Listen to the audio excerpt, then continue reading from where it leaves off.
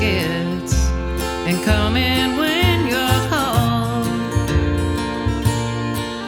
That's what life was like. It was simpler and all. Beans a simmer, roasting chicken smells good too. Butter churning and a wood fire up the flue.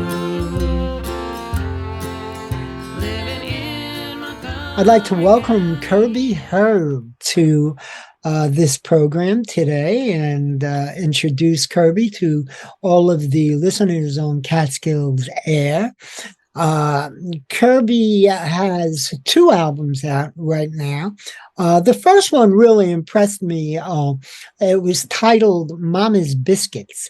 And even though there is no song on that album called Mama's Biscuits, the one that does mention Mama's Biscuits begins with that those words, Mama's Biscuits. That's right. And every time I think of this song, I kind of refer to it as Mama's Biscuits, even though the name of it is Montgomery County.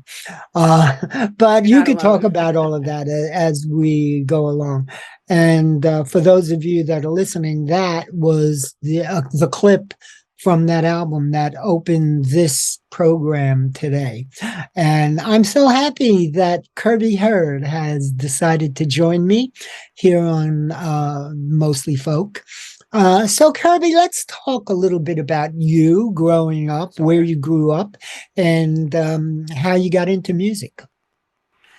I grew up in Webster Groves, which is a suburb of St. Louis, Missouri. I guess I got into music through church, like a lot of other people singing in the choir.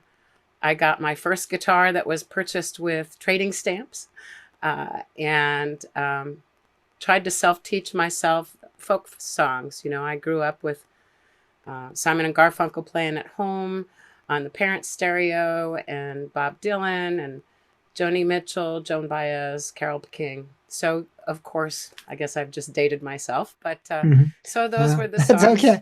Those are the same people I grew up with, so I'm not worried. Right. And then as I got older, I learned about Tom Lehrer and some more, juicy stuff. But so that's where it started. I played piano from 2nd grade on, and played flute in the band in about 5th grade on. So I've had some rounding. In high school, they had to find ways to make time for us for classes because I was in theater, choir, and band, and who needed English or history, Do you still play piano and flute? I mean, have you gone back to that at any time? Or? It's funny. I started out, my guitar kind of got shelved for 20 years while I began a relationship and had a kid and all that. And I went to a roadhouse where they had a music jam, and I heard the harmony that nobody was singing, but I didn't know the songs. I didn't know bluegrass at all, and I hardly knew anything country. It was just not something that was in our household growing up. And but I was hearing this harmony, so I dug out my alto flute and I took it one night, and I just went up to the circle and started playing along, and everybody just thought it was crazy. Here's a flute in a bluegrass circle, okay. But and then eventually I started wanting to sing, and I'd ask a friend, well, do you know this song or do you know that song? Things I learned from camp, really. I was going back to those days. And he'd say, well, I don't know how to sing it, but I can play it. And I said, no, I was thinking I'd sing it. And so I kind of broke out of my shell a little bit. And then that's when I went back and got the guitar out and said, okay, I got to get serious about this. So how do I do this again? And I had played with a couple of guys before I was playing the guitar again, just singing with them and playing the flute. So I have gone back to that. The keyboard I've kind of gone to in songwriting a little bit, but that muscle memory is hard to tap. It's probably been early college since I played piano, so that's been a while. You have an unusual voice. I guess that's partially what attracted me to you and your songs. It's, I'll tell you, I always judge an artist by if I know who they are when they start singing, especially female artists, because there's so many female artists out there, and they have female voices, and there's nothing really distinguishing about a number of them. Of course, the big stars, right away, when Joan Baez starts singing, when Emmylou Harris starts singing, right away who those people are. And while you're not in that same category, obviously, you do have an unusual voice and write great music. I do want to talk about one of the songs, but as a matter of fact, you said you're going to play that song. Do you have a song aside from Grab the Lightning that you want to play? I can play just about anything you'd like to hear. I do agree that the first record is a better record. I think some of my favorite songs I've written after the second one was recorded, so that happens. Would you like me to do that something else or that one or? No, well, I want before we do Grab the Lightning, okay. I'd like you to do something different. Sure. And Mama's Biscuits would be great if you want to do that. I mean, Montgomery County. See, I can't stop referring to that song as Mama's Biscuits. I understand. But Montgomery County is the name of the song, and it is. If you want to talk about it, I love the whole concept of it starting off with that. So play the song and we'll let people judge what they want to judge. Yeah, and I'd be happy to talk about it too. It was inspired by my singing partner. So okay, all right.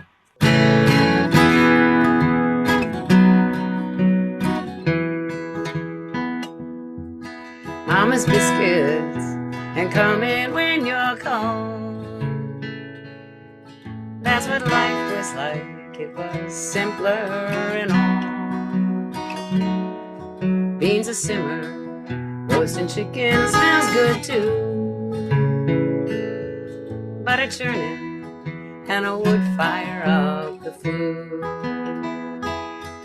Living in Montgomery County, life was peaceful there and then. Our doors unlocked, keys left in cars, and no one homes around the bend. I visit often in my mind's eye. I'm rich with memories of the days gone by.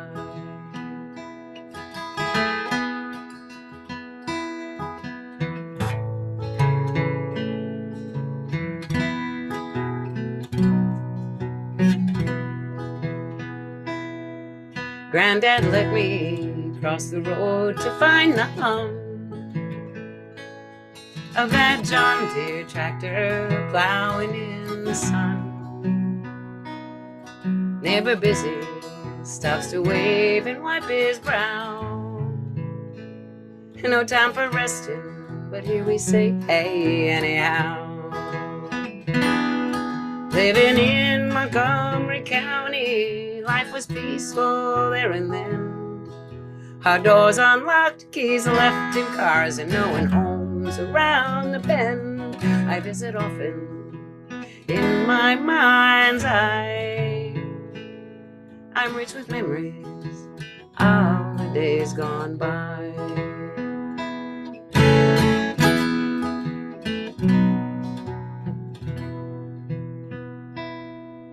Sheets are flapping in everyone's backyard.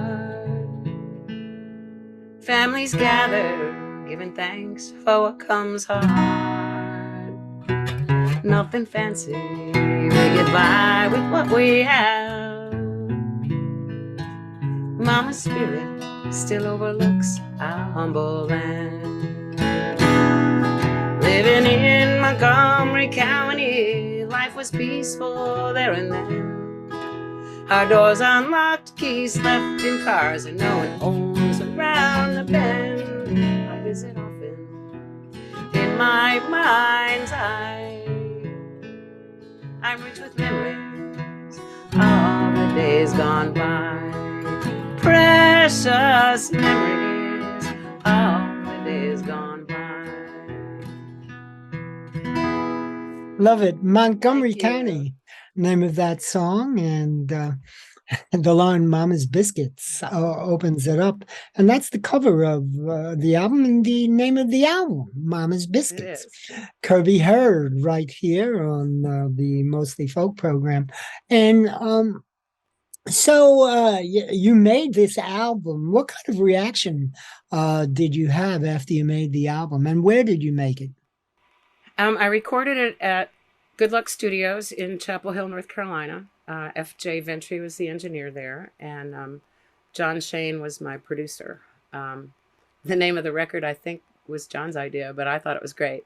My partner took a picture of the biscuits that are on the cover and worked hard at that. So. That's great. I had really positive response from the record, and it kind of blew me away. I kind of considered myself an accidental songwriter. It was not something I set out to do, but I'd have these ideas that would wake me up at 2:00 in the morning, and I'd type them into my BlackBerry. And that's where it all got started, probably about 10 years ago. So it's not that long. I, at the time, was singing in a bluegrass band. So I guess that Flute in the Circle kind of morphed into something. I did start singing with a guy there, and they said that we had great harmony and should sing together. So we did Bob and Kirby's Double H Bluegrass. And over time, and mostly COVID kind of drove it on, that the one by one, the band became a duo. And then we just recently dissolved that. But Bob, my singing partner, he spent some time growing up in Montgomery County. And I think there probably is one in every state. I don't know. But we'd be on road trips, going to gigs or going to festivals, and in the car or the van a long time. And so he would tell stories, and I've written several songs based on things that he's talked about, and that was just one of them. And that was his grandmother, his mother, really is who that song's about. And he always said that his dad would leave the keys in the car because that's where he knew how to find them. And it was just, real simple times. And he always talked about the smells of home. And the song was originally titled Scents of Home, with the word sense being a double entendre. But it's kind of a homey, it gives you a homey feeling. I have to, that perfectly delineates it when you listen to that album.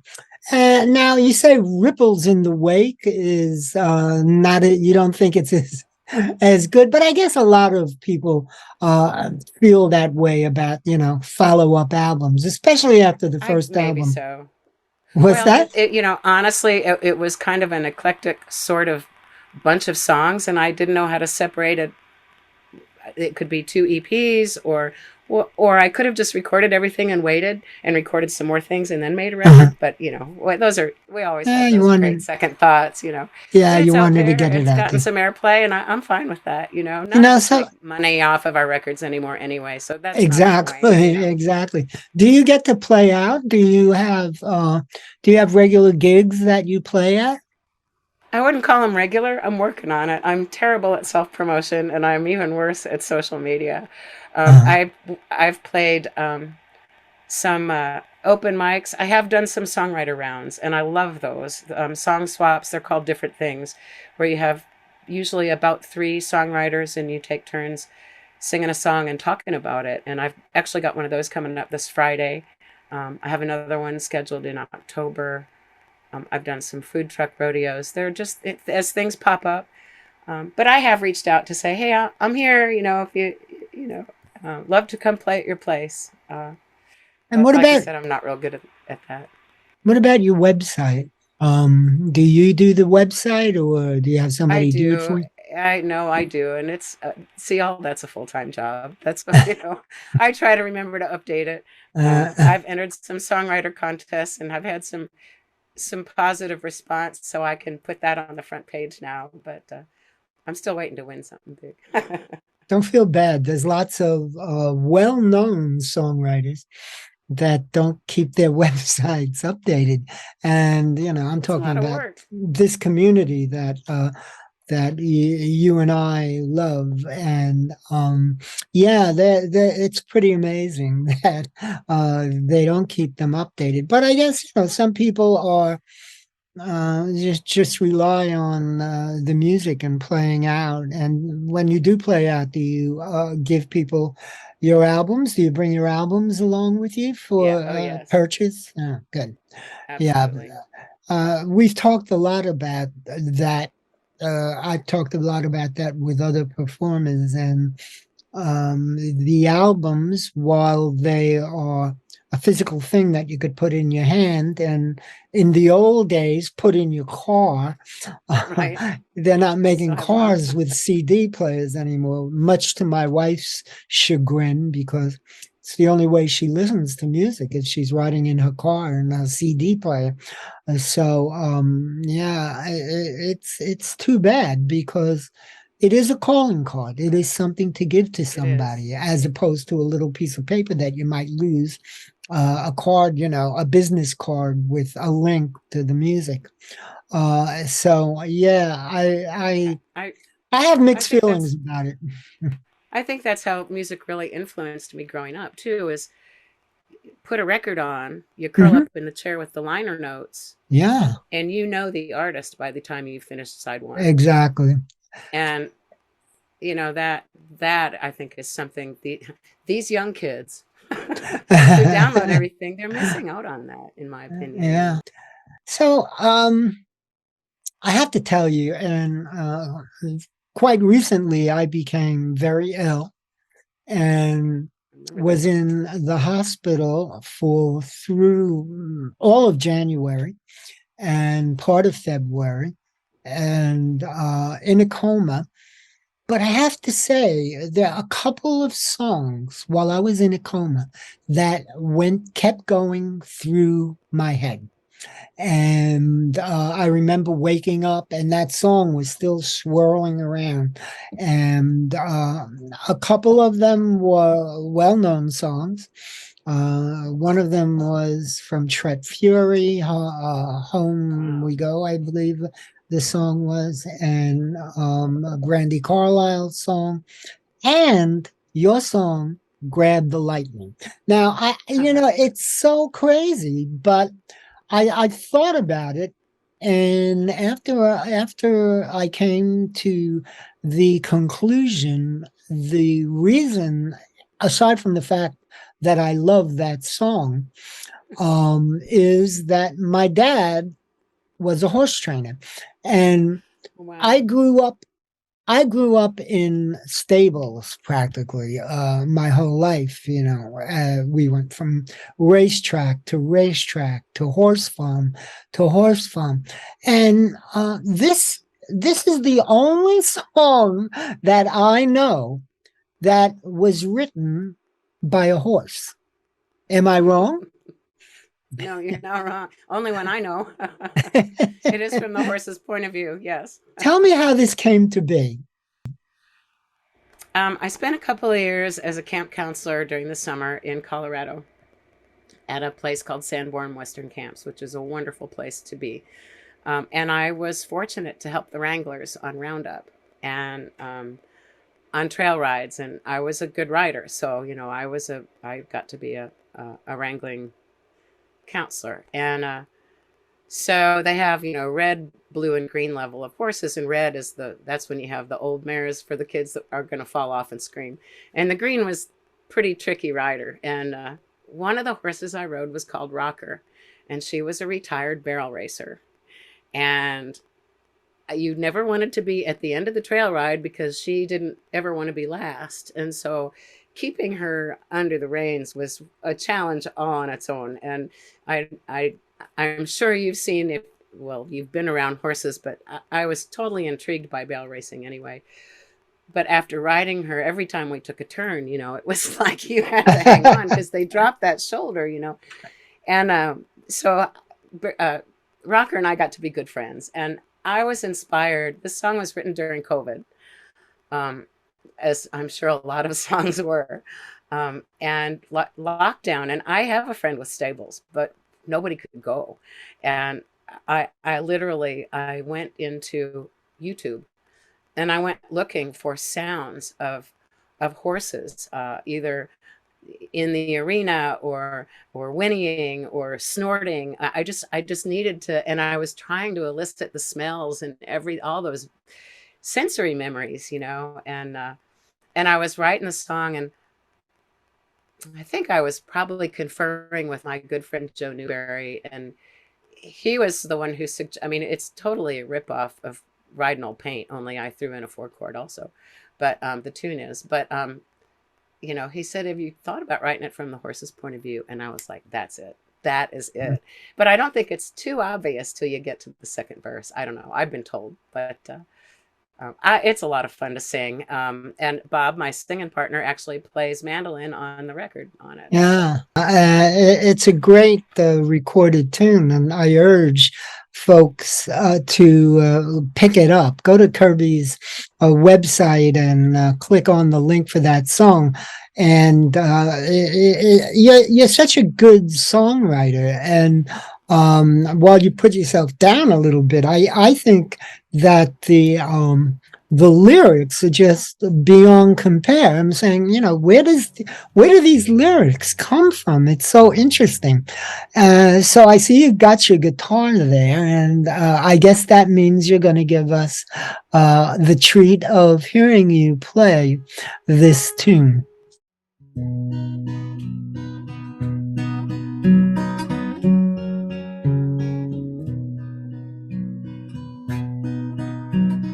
Three barrels beckon, we breathe as one. Listen to the crowd, imagine our run. Her knees hug me gently as she sits up high.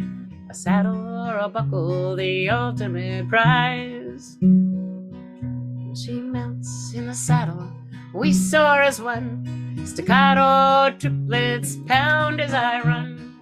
A dusty wake reveals my trail, my snorts of passion in every exhale. We speak with no words, we fly without wings. When we grab the lightning, I hear her heart sing. We grab the lightning and I touch the fire. Wind in my face against the wire. Dig heels down and fly to the east. We're a powerful pair when we're unleashed. Oddly, oddly, oddly. Every cowgirl song needs a yodel, don't it? Now she kisses my muzzle, sweeps for like a side. Curries the salty frost from my hide. Buries her face in my neck to inhale the smells of the barn and the call of the trail. Some days I run unbridled and free. No saddle, no fenders, just sweet liberty. She's tucked like a jockey, clutching my mane. We glide on the wind, we're free of the rains. We speak with no words, we fly without wings. When we grab the lightning, I can hear her heart sing. We grab the lightning and I touch the fire. Wind in my face against the wire. Dig heels down and fly to the east. We're a powerful pair when we're unleashed. Oddly, oddly, oddly. We speak with no words, we fly without wings. When we grab the lightning, I can hear her heart sing. There you go. Grab the lightning, Kirby Hurd. And as we said, this comes from Kirby's brand new album, and you can find out about that if you go to Kirby's website, kirbyhurd.com. Is that? That's right. Just like you heard me. Okay. And the name of the album is Ripples in the Wake. Great. So is there anything that I haven't spoken about that you'd like folks to know about? I just love to sing.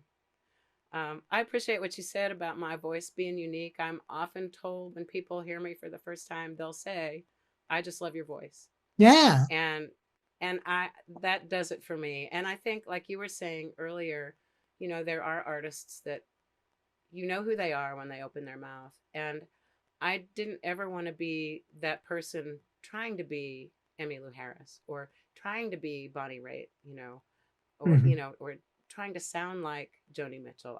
Let me sing your songs my way, if that's okay. Yeah. And and so I guess I'm glad if that's what comes out. And Yeah.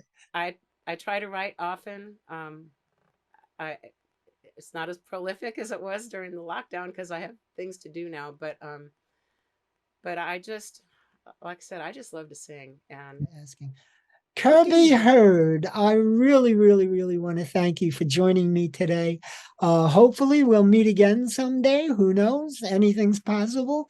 So, thanks so much. Have a great afternoon. And I'll be emailing you and we'll talk. Okay.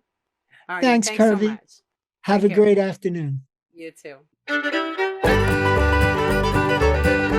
They say that Bill began it all in the land where grass is blue. Lester had a picking style that drove the tempo through. Called old time hillbilly with a high